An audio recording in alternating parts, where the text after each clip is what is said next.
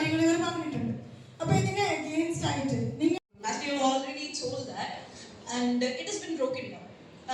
Can somebody tell me what is the need of that? Is there a need of breaking down that session into different ones?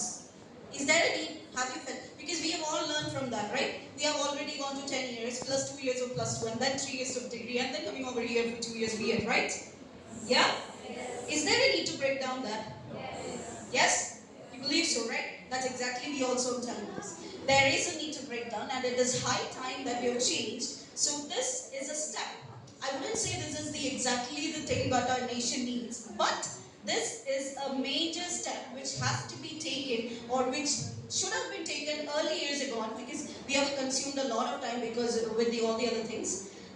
Like what we're learning over here, B.Ed is constructivism, right? 10 years before also students learned constructivism. So what we are learning is something which has been back around for an almost a decade, right? Do you feel like there needs to be change in that? And this is the change that we're beginning up on it. So I'm for it. താല്പര്യമുള്ളത് പിന്നെ positive side മാത്രമാണ്. ഇപ്പോൾ നെഗറ്റീവായിട്ടുള്ള കാര്യങ്ങൾ ഉണ്ടോയെന്ന് ചോദിച്ചാൽ ഒരുപാട് കാര്യങ്ങളുണ്ട്. അപ്പം 1986-ലാണല്ലോ ആദ്യത്തെ വിദ്യാഭ്യാസ നയം വരുന്നത്. അപ്പോൾ അതിലൂടെ ഒരുപാട് പുതിയ മാറ്റങ്ങളും പിന്നീട് അത് 1992 പരിഷ്കരിക്കുകയും അതുമായി ബന്ധപ്പെട്ട് എന്നൊരു ഫോർമുലയാണ് പറയുന്നത്. അപ്പോൾ പ്രത്യേകിച്ച് ഇവർ എടുത്തു പറഞ്ഞ കാര്യം ഒരു ഫൗണ്ടേഷണൽ സ്റ്റേജ്, പിന്നെ ഒരു സ്റ്റേജ്, പിന്നെ ഒരു മിഡിൽ, പിന്നെ ഒരു സെക്കൻഡറി സ്റ്റേജ്, അതിനെക്കുറിച്ചാണ്. പക്ഷെ അത് കഴിഞ്ഞിട്ട് വരുന്ന തലങ്ങളിലാണ് കൂടുതലും പ്രശ്നങ്ങൾ ഉണ്ടാകുന്ന ഒരു സാഹചര്യം. അതായത് നമ്മളെ പോലുള്ള പഠിക്കുന്ന കുട്ടികൾ, അതായത് ഒരു ഗ്രാജുവേഷൻ കഴിഞ്ഞിട്ട് B.Ed പോലുള്ള ഒരു കോഴ്സ് എടുക്കുന്ന വിദ്യാർത്ഥികൾക്കാണ് ഇതിന്റെ ഏറ്റവും വലിയ ഒരു ഡീമെറിറ്റ്, അല്ലെങ്കിൽ ഇതിന്റെ ഒരു പ്രശ്നം എന്ന് പറയുന്ന ഒരു സാഹചര്യം ഈ ഒരു ഘട്ടത്തിലാണ് വരുന്നത്.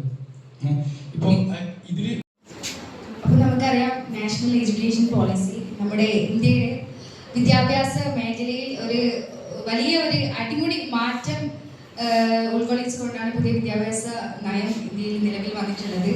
അത് പ്രാഥമിക വിദ്യാഭ്യാസ മേഖലയിലായിക്കോട്ടെ, അതുപോലെ ഉന്നത വിദ്യാഭ്യാസ മേഖലയിലായിക്കോട്ടെ ഒരു വലിയൊരു അഴിച്ചുപണി നടന്നിട്ടുണ്ടെന്ന് നമുക്കറിയാം. അപ്പോൾ ഇപ്പൊ ദേവദർശി സൂചിപ്പിച്ച പോലെ വിദ്യാഭ്യാസത്തിന്റെ ക്വാളിറ്റി ഈ പുതിയ NEP ചോദിക്കാനുള്ളത്, അതായത് പിന്നെ ഒരുപാട് ബോൾഡ് ആയിട്ടുള്ള ചേഞ്ചസ് കൊണ്ടുവരുന്നുണ്ട് എന്ന് പറയുന്നുണ്ടെങ്കിലും അത് ഈക്വലി എങ്ങനെ ഇംപ്ലിമെന്റ് ചെയ്യും, ഒരു കറക്റ്റ് ആയിട്ടുള്ള ആപ്റ്റ് ആയിട്ടുള്ള ഒരു ഇംപ്ലിമെന്റേഷൻ പ്ലാൻ NEPക്ക് ഇല്ല എന്നാണ് എനിക്ക് പറയാനുള്ളത്. നമ്മുടെ രാജ്യം like he said, each and every state എന്താ പറയാ, സാമ്പത്തികമായിക്കോട്ടെ സാമൂഹികമായിക്കോട്ടെ എൻ്റയർലി ഡിഫറെൻ്റ് ആണ് ഈച്ച് ആൻഡ് എവറി സ്റ്റേറ്റ്. അപ്പോൾ ഈ എല്ലാ സ്റ്റേറ്റിലും എങ്ങനെ NEP ഒരുപോലെ ഇംപ്ലിമെന്റ് ചെയ്യും എന്നാണ് എനിക്ക് ചോദിക്കാനുള്ളത്. അതിൽ അവർ പറയുന്നുണ്ട് കൊണ്ടുവരുന്ന ഒരു മാറ്റം പുതിയൊരു എഡ്യൂക്കേഷൻ പോളിസി പാസ്സാക്കുകയുണ്ടായി. അപ്പോൾ ഒരു എഡ്യൂക്കേഷൻ പോളിസി നിലവിൽ വരുമ്പോൾ അതിൻ്റെ ധാരാളം പ്രത്യാഘാതങ്ങൾ സ്റ്റുഡൻസ് ആയാലും അതുപോലെ തന്നെ ടീച്ചേഴ്സ് ആയാലും നേരിടുന്നുണ്ട്. അപ്പം അത് ഫസ്റ്റ് പറയുകയാണെങ്കിൽ ഇതിൻ്റെ പാറ്റേൺ എന്ന് പറയുന്നത് 5+3+3+4 എന്നുള്ള ഒരു പാറ്റേൺ ആണ്. അപ്പോൾ ഈ ഒരു പാറ്റേണിലേക്ക് വരുമ്പോൾ 3 വയസ്സ് മുതൽ തന്നെ സ്റ്റുഡൻസ് തന്നെ, അതായത് വിദ്യാർത്ഥികൾക്ക് എഡ്യൂക്കേഷൻ നൽകുന്ന ഒരു സിസ്റ്റമാണ് മുമ്പിലേക്ക് വന്നിട്ടുള്ളത്. അപ്പോൾ ഈ ഒരു 3 വയസ്സെന്ന് പറയുന്നത് കുട്ടികളുടെ ഇടയിൽ അവർ കളിക്കുന്ന ഒരു പ്രായമാണ്. ആ ഒരു പ്രായത്തിൽ തന്നെ അവർക്ക് എഡ്യൂക്കേഷൻ നൽകാന്ന് പറഞ്ഞു കഴിഞ്ഞാൽ അവരുടെ ആ ഒരു എന്താ പറയുക, ആ ഒരു 2021 അപ്പം എനിക്ക് പറയാനുള്ളത്, എന്തുകൊണ്ടാണ് ഈ 5 ഇയേഴ്സ് കോഴ്സ് 4 ഇയേഴ്സ് കോഴ്സിലേക്ക് മാറ്റുന്നത്? അതിന്റെ ഉപയോഗം എന്തെന്നാണ്? ഇപ്പൊ കുറെ കുട്ടികൾ ഇപ്പം സ്ട്രെസ് ആയിട്ടാണ് കാണുന്നത്. ഇപ്പൊ 5 ഇയേഴ്സ് കൊണ്ട് പഠിക്കേണ്ടത് 4 ഇയേഴ്സ് കൊണ്ട് പഠിച്ചു തീർക്കുന്നു. അതൊരു നല്ല കാര്യമായിട്ട് എനിക്ക് തോന്നുന്നില്ല. അപ്പൊ കുറെ എല്ലാം ചുരുങ്ങിയിട്ടാണ് വരുന്നത്. നമ്മുടെ കരിക്കുലം തന്നെ കുറെ ചുരുങ്ങിയിട്ട് വരുന്നുണ്ട്. അതുകൊണ്ട് പിന്നെ കുറെ ഇൻസ്റ്റിറ്റ്യൂഷൻ, അതായത് 85% ഇൻസ്റ്റിറ്റ്യൂഷനുകൾക്കും ഈ ഒരു ഇന്റഗ്രേറ്റഡ് കൊണ്ടുവരാനുള്ള ബുദ്ധിമുട്ട് വളരെയധികമാണ്. കാരണം കുറെ ഫെസിലിറ്റീസ് അവർക്ക് കുറവാണ്. അതായത് കമ്പ്യൂട്ടർ ഫെസിലിറ്റീസ് ഇല്ല, പ്രോപ്പർ ലാബ് ഇല്ല, അതേപോലെ മറ്റു ഉപകരണങ്ങളൊന്നുമില്ല, പിന്നെ വെൽ ട്രെയിൻഡ് ആയ ടീച്ചേഴ്സ് ഇല്ല. അപ്പൊ എന്തുകൊണ്ട് ഇത് കൊണ്ടുവന്നാൽ അതൊരു നല്ല കാര്യമായിട്ട് എനിക്ക് ഇതുവരെ തോന്നിയിട്ടില്ല. പക്ഷെ പറയുന്നു അതൊരു ക്വാളിറ്റി എഡ്യൂക്കേഷന്റെ ഭാഗമാണെന്ന് പറയുന്നുണ്ടെങ്കിൽ താനും, പക്ഷെ അത് കുറെ ഡിമെറിറ്റ്സ് ഉണ്ട്. നമുക്ക് കാണാം, പിന്നെ നമ്മുടെ കുറെ കുട്ടികളെ തന്നെ ഒരു ലോ ബാക്ക്ഗ്രൗണ്ട്, അതായത് ഇതിലൊരു മാറ്റം വേണം എന്ന് പറഞ്ഞുകൊണ്ട് മോഡേൺ നമുക്കറിയാം 21st സെഞ്ച്വറി എന്നുള്ളത് ടെക്നോളജിക്കൽ ഏജ് ആണ്, ടെക്നോളജിക്കൽ പീരീഡ് ആണ്, എത്രത്തോളം റെവല്യൂഷൻ നടന്ന ഒരു പീരീഡ് ആണ്. അപ്പൊ ഈ ഒരു സമയത്ത് കുട്ടികളുടേതായാലും മുതിർന്നവരുടേതായാലും ഇതിലൊക്കെ ഒരു മാറ്റം വേണമെന്ന് പറഞ്ഞുകൊണ്ടാണ് cabinet union national education policy 2020 നിലവിൽ വരുത്താൻ വേണ്ടി 2030 ആകുമ്പോഴത്തേക്കും അത് നിലവിൽ വരുമെന്നാണ് പറയുന്നത്. ഞാനവിടെ ഒറ്റൊരു വാദം മാത്രം മുന്നോട്ട് വെക്കുന്നുള്ളൂ. നമുക്കറിയാം നമ്മുടെ നമ്മൾ ഇന്ന് നിലനിന്ന് കൊണ്ടുപോകുന്ന നിലനിന്ന് പോകുന്ന നാഷണൽ പോളിസി ഓൺ എഡ്യൂക്കേഷന്റെ എയിം അല്ലെങ്കിൽ ഒബ്ജക്റ്റീവ് എന്ന് പറയുന്നത് അവൈലബിലിറ്റി ആൻഡ് ഇക്വിറ്റി ആയിരുന്നു. അഥവാ എല്ലാവർക്കും ഉണ്ടെന്ന് ഉറപ്പുവരുത്തുക എന്നുള്ളത്. പക്ഷെ ഇനി വരാൻ പോകുന്ന NPE 2020യുടെ എയിം ഒബ്ജക്റ്റീവ് എന്നുള്ളത് ക്വാളിറ്റിയാണ്. എനിക്ക് ചോദിക്കാനുള്ളത്, ഒരു ക്വാളിറ്റി എഡ്യൂക്കേഷൻ പ്രൊവൈഡ് ചെയ്യണമെങ്കിൽ ഒരു ക്വാളിറ്റി എഡ്യൂക്കേറ്ററും നിർബന്ധമാണ്. ഒരു ക്വാളിറ്റി ലേണർ ക്വാളിറ്റി എഡ്യൂക്കേഷൻ കുട്ടികളിലേക്ക് എത്തിക്കണമെങ്കിൽ ആ കുട്ടികളിലേക്ക് എത്തിക്കാൻ ഒരു ബെസ്റ്റ് ക്വാളിറ്റി ടീച്ചറുമാണ്. എന്നാൽ മാത്രമേ നമുക്ക് സാധിക്കുള്ളൂ. ഇന്ന് ഇന്ത്യയിൽ എത്രത്തോളം ക്വാളിറ്റി ടീച്ചേഴ്സ് ഉണ്ട് എന്നുള്ള കാര്യത്തിൽ ഇനി ആ ക്വാളിറ്റി എഡ്യൂക്കേഷൻ പ്രൊവൈഡ് ചെയ്യാൻ അത്രത്തോളം. We have schools based on every locality inside 5 to 7 kilometers, and that was also one of the views of NEP 1986, which promoted access to quality access to education. Public school quality teachers ആണ് ഉള്ളത് നമ്മൾ ഉറപ്പുവരുത്തണം. May be private teachers അതുകൊണ്ടാണ് ഇത്രത്തോളം ഫ്ലുവൻസിയിൽ speaking English, right? യാ. So എനിക്ക് പറയാനുള്ളത് quality teachers upgrade India എന്നുള്ളൊരു നേഷനെ പറ്റി സംസാരിക്കുകയാണ്. 30% of the Indian population still അവർക്ക് ഓൺലൈൻ ഇല്ലെങ്കിൽ schools currently up to this year, but any next year, in the coming years, it is to be upgraded to such an extent that various positions for English language teachers are to be opened in government schools. Okay, and I would suggest that would resolve that matter. പിന്നെ ഞാൻ എൻ്റെ language teachers ആണ്. നിങ്ങൾക്ക് quality ഉണ്ടെന്ന് നിങ്ങൾക്ക് വിശ്വാസം ഉണ്ടോ എന്നാണ് ഫഹീമ ചോദിച്ചത്. സോ അതിന് റിപ്പീറ്റലായിട്ട് ഇവിടെ തിരിച്ചു ഉത്തരം വന്നു. അവരപ്പോൾ സംസാരിച്ചു. നിങ്ങൾക്കൊന്നും പറയാനില്ലേ? നിങ്ങൾക്ക് ക്വാളിറ്റി ഉണ്ടെന്ന് നിങ്ങൾക്ക് ഉറപ്പുണ്ടോ? നിങ്ങളെ പഠിപ്പിക്കുന്ന ടീച്ചേഴ്സ് അല്ലെങ്കിൽ നിങ്ങളെ സ്കൂളുകളിൽ പഠിപ്പിച്ച ടീച്ചേഴ്സ് നമ്മൾ 6%ലേക്ക് നമ്മുടെ GDP ഉയർത്തുകയാണെങ്കിൽ ഇപ്പോൾ നമുക്കുള്ളത് 4.3 ആണ്. ഈ 4.3% 6ലേക്ക് മാറ്റുന്നതോടുകൂടി അത്ര കൊടുക്കലോടുകൂടി നമുക്ക് നമ്മുടെ എഡ്യൂക്കേഷനിൽ ഡെവലപ്മെന്റ് ഉണ്ടാക്കാൻ സാധിക്കുമോ? ആക്സസ് ടു എഡ്യൂക്കേഷൻ പറ്റുമോ എന്നുള്ളതാണ് എനിക്കുള്ള സംശയം. കാരണം ഫിൻലാൻഡ് അത് ഡെവലപ്ഡ് കൺട്രിയാണ്. This is developing country. India is developing country. It is not developed yet. അപ്പോൾ നമ്മുടെ ഈ ഒരു ഡെവലപ്പിംഗ് ആയ ഇന്ത്യ എന്ന് പറയുന്ന നേഷന് 6% GDP മതിയാകുമോ എന്നുള്ളതാണ് എൻ്റെ സംശയം. ഇതാണ് അതിന് എഗെയിൻസ്റ്റ് ആയിട്ടും പോസിറ്റീവായിട്ടും എന്തുവരും ജനങ്ങൾക്കിടയിൽ അഭിപ്രായം വരും. ഇപ്പം നമ്മൾ ജസ്റ്റ് ഒരു ഉദാഹരണം പറയാം. നമ്മുടെ രാജ്യത്ത് ഈ ഓൺലൈൻ പേയ്മെന്റ്സില്ലേ, അത് ഫസ്റ്റ് ഇൻട്രൊഡ്യൂസ് ചെയ്യുമ്പോൾ അത് അന്നേരത്തെ ധനമന്ത്രി പറഞ്ഞത് അത് ഈ ഓൺലൈൻ ട്രാൻസാക്ഷൻ അറിയാലോ, നമ്മളിപ്പോൾ ഇന്ന് ഉപയോഗിക്കുന്ന UPI, ഗൂഗിൾ പേ കാര്യങ്ങളൊക്കെ ഇന്ത്യ പോലുള്ള രാജ്യത്ത് നടപ്പാവുമോ എന്നാണ് ചോദിച്ചത്. അതായത് ഒരു 10 രൂപക്ക് സാധനം മേടിച്ചിട്ട് ഏതെങ്കിലും ഒരു വ്യക്തി ഓൺലൈനായിട്ട് പേയ്മെന്റ് ചെയ്യുമോ എന്നാണ് ചോദിച്ചത്. അപ്പോൾ നമ്മളുടെ ഈ എഡ്യൂക്കേഷൻ പോളിസി അല്ലെങ്കിൽ 2 രൂപ ട്രാൻസ്ഫർ ചെയ്യുന്നുണ്ട്. അതായത് നമ്മുടെ രാജ്യം സ്വാതന്ത്ര്യം ആ ഒരു സമയത്ത് നമുക്ക് പോവർട്ടിയും അതൊക്കെ എക്സ്ട്രീമിലായിരിക്കും. അപ്പോൾ ഓരോ കാലഘട്ടത്തിനനുസരിച്ചാണ് നമ്മുടെ എല്ലാ പദ്ധതിയും, എഡ്യൂക്കേഷൻ മാത്രമല്ല നമ്മുടെ ജനങ്ങളുടെ വികസനമായാലും ഓവറോൾ ഡെവലപ്മെന്റിന് വേണ്ടിയിട്ടുള്ള ഒരു പോളിസിയാണ് ഇത് പറയുന്നത്.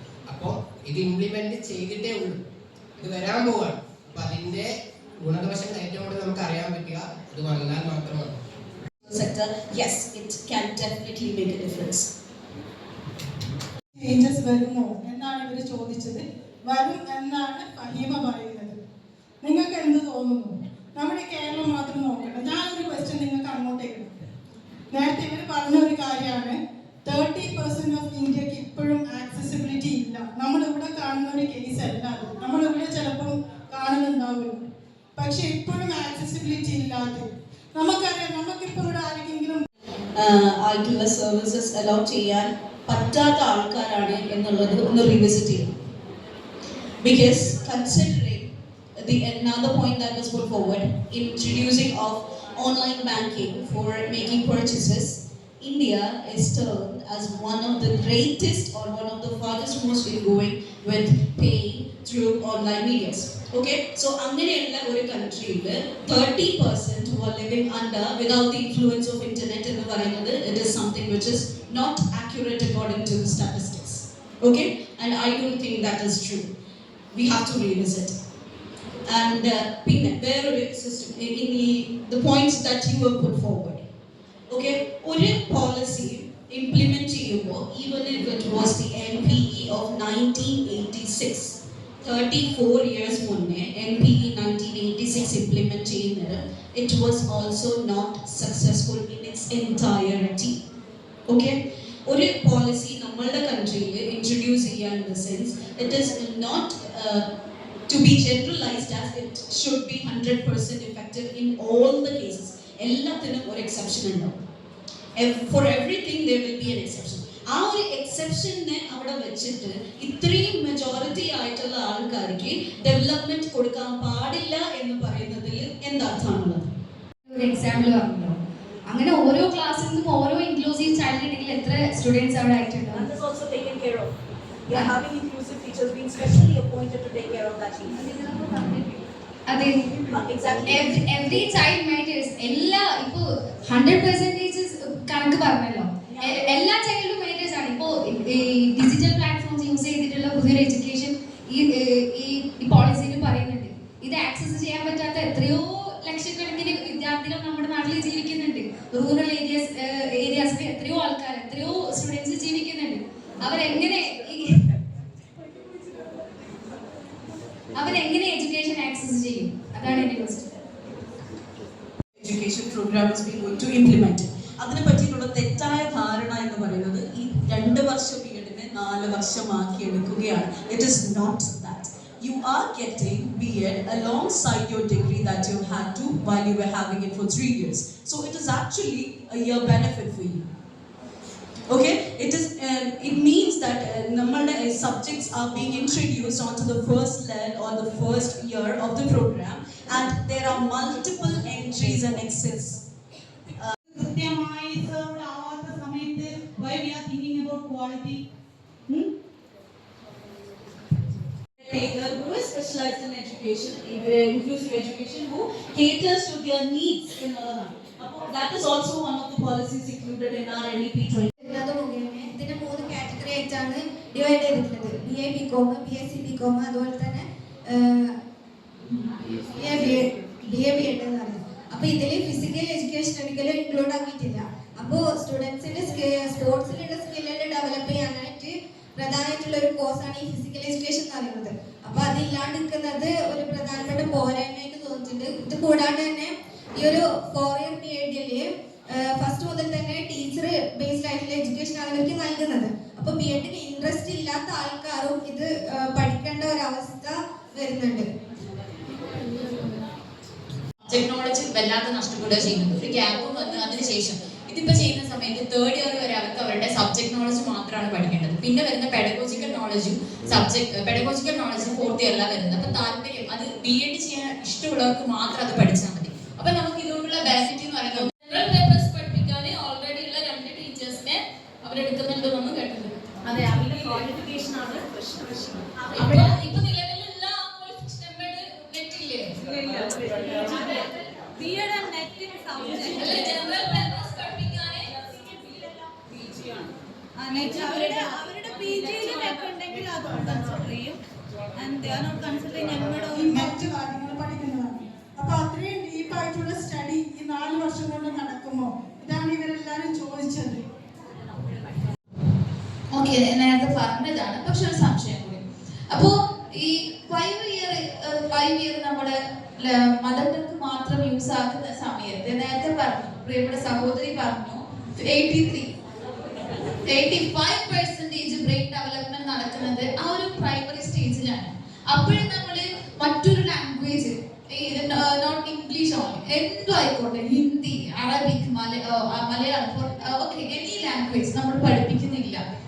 ഗ്ലോബൽ ലെവൽ 6th മുതൽ നമ്മൾ സ്റ്റാർട്ട് ആക്കുന്നതാണ് ഒരു ന്യൂ ലാംഗ്വേജ് എങ്കിൽ നമ്മൾ മനസ്സിലാക്കേണ്ടത്. നമ്മളിപ്പോൾ പ്ലസ് ടു കഴിഞ്ഞപാട് പുറത്ത് പോകാൻ ആഗ്രഹിക്കുന്നവരാണ്. നമുക്ക് വേണ്ടത് അപ്പോഴത്തേക്ക് നമ്മുടെ ലാംഗ്വേജ് 6th മുതൽ അവരുടെ ആ ഒരു ഇത് അവരുടെ സ്റ്റേറ്റ്സിന് വിദ്യാഭ്യാസ മേഖലയിൽ കുറച്ചുകൂടി അവരുടെ പങ്കാളിത്തം കുറയുകയല്ലേ ചെയ്യുന്നത്. ഒരു സ്റ്റാൻഡേർഡൈസേഷൻ ചാലഞ്ചസ് ഉണ്ടാവുന്നുണ്ടാവും. അതായത് കൂടുതൽ സെൻട്രലൈസ്ഡ് ആകുമ്പോൾ നമ്മുടെ അക്കാഡമിക്സ് ആയിക്കോട്ടെ ഒരു റീജിയണൽ വെറൈറ്റീസ്, കൾച്ചറൽ വെറൈറ്റീസ്, ഒരു difference. KV is there. What is the status of KV school in here? ഇല്ലേ, കിട്ടാൻ നമ്മൾ താല്പര്യപ്പെടാറില്ലേ? നമ്മളുടെ കുട്ടികൾക്ക് അഡ്മിഷൻ കിട്ടാൻ താല്പര്യപ്പെടാറില്ലേ? അപ്പൊ ആ ഒരു ലെവലിലേക്ക് ഇവിടെയുള്ള എല്ലാ സ്കൂൾസും മാറാന്ന് പറയുന്നത് it is something which is good rather than on to the negative side. ഈ ഒരു ടീമിന് നിങ്ങൾ നല്ലൊരു അപ്രീസിയേഷൻ കൊടുക്കണം. കാരണം അതിന്റെ സമഗ്രമായ മാറ്റം വിദ്യാഭ്യാസ മേഖലയിൽ കൊണ്ടുവരുന്ന അല്ലെങ്കിൽ കൊണ്ടുവരാൻ ഉദ്ദേശിക്കുന്ന ഒരു പോളിസിയാണ് നാഷണൽ എഡ്യൂക്കേഷൻ പോളിസി 2020 എന്നുള്ളത്. അത് വായിച്ചു നോക്കിയിട്ടുണ്ടെങ്കിൽ മനസ്സിലാവും എല്ലാ പോളിസികളുടെയും ആശയങ്ങൾ എന്നും മഹത്തരമായിട്ടുള്ളത് തന്നെയാണ്. പക്ഷെ നമുക്ക് പലപ്പോഴും പാളിച്ചകൾ പറ്റുന്നത് അതിന്റെ ഇംപ്ലിമെന്റേഷൻ സ്റ്റേജിലാണ്. അപ്പം അതിനുശേഷം നാഷണൽ എഡ്യൂക്കേഷൻ പോളിസിനെ ബേസ് ചെയ്തിട്ട് ഞാൻ മനസ്സിലാക്കുന്നത് നാഷണൽ കരിക്കുലം ഫ്രെയിംവർക്ക് എല്ലാ മേഖലയിലും, national curriculum framework four secondary education, national curriculum framework four teacher education, അങ്ങനെ ഓരോ മേഖലയിലും അതിൻ്റെതായിട്ടുള്ള കരിക്കുലം ഫ്രെയിംവർക്ക് ഈ പോളിസിനെ ബേസ് ചെയ്തിട്ട് കൊണ്ടുവരുന്നുണ്ട്. സമഗ്രമായിട്ടുള്ള മാറ്റങ്ങൾ കൊണ്ടുവരുന്നുണ്ട്. അതിലുണ്ടാവുന്ന സമയത്ത് ചില സമയത്ത് പലതിനെയും നെഗറ്റീവായിട്ടും പോസിറ്റീവായിട്ടും ഒക്കെ നമ്മൾ ബാധിക്കുന്നുണ്ട്. പക്ഷെ അതിനർത്ഥം ഒരു മാറ്റം